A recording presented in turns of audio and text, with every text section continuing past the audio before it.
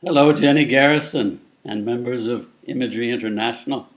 My name's Steve Gallegos. I'm speaking to you this morning from a small farm outside of Copenhagen, Denmark. It's a lovely little farm, 500 or 600 years old, where for the past couple of years, we've been offering workshops and trainings in Denmark. I want to thank you for the honor that you've bestowed upon me, electing me Imagery Person of the Year. I'm deeply grateful. I thank you very, very much. And I really consider it a tremendous honor. I want to speak to you just a moment about the work that you do, the work that I do, because I think it's vital in the world, in the transformation of the world from what it's been into what it really should be eventually. That is, where human beings take a path that leads to their full maturation, where they are really focused on growing into their wholeness, where they move into their balance and their steadfastness in standing on the earth, where they honor and respect their own creativity and their uniqueness, the phenomenal uniqueness of who each individual is without comparison. And we get there by honoring the doorway of the deep imagination. The gift I was given over 35 years ago is that a group of animals came to visit me spontaneously while I was out jogging one day, and they showed me that I had different levels of aliveness within myself, and that one of those levels was deeply injured. And they set about healing that injured dimension immediately, and restored me to a kind of balance that I had not felt since I was 5 years old. I was deeply grateful. I had no idea about them until they showed themselves to me, but I immediately began introducing other people to similar animals, similar alivenesses in themselves, and I was stunned by the rapidity with which healing happened, by the deep knowing of these living dimensions within who we are, by the complexity and beauty of each individual, and by the fact that the route of healing was known within each person. I, as a therapist or as a psychologist, did not need to know how to go about healing the person. In fact, I couldn't. I didn't know how to heal a person. But what I recognized was that there is something within each one of us that does know where we're injured, how we need to go about our healing, and they take care of that remarkably quickly.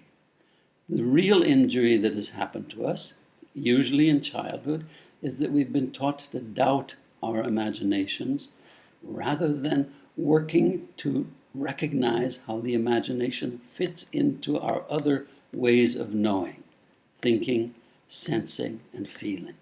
And the imagination has its place there as the deepest way of knowing, very ancient, a way of knowing that has come all the way through aliveness, so that our knowing is actually more ancient than we are individually. Our aliveness has carried that knowing as imagination and then gives it to us as a gift. And so once we discover that, we recognize I am rooted deeply in reality, in the world, through my ancestry, through all of humanity, and it's a tremendous gift. And I belong. I belong in the universe. I have a place. I have a direction. I have a path. And my job is to discover that path, to discover my own aliveness, to help my aliveness come together as a totality, as a whole entity, which is then balanced and deeply, deeply knowledgeable. And this is what every person longs for, and instead we get sent to school. What we need to do is discover who we are. And to me, that's the job you all are doing, which is a beautiful, beautiful path. And so I honor you, I support you in what you're doing. And to me, what we're about right now is helping a new renaissance come into being in the world that'll be beyond anything that's happened before, beyond the Renaissance that happened in Italy, for example, beyond any other kind of creativity. We are helping people become deeply human and recognize that we belong together, that we need to honor and support one another, and that we need to respect our deep subjectivity. For the past several hundred years, we've focused on objectivity.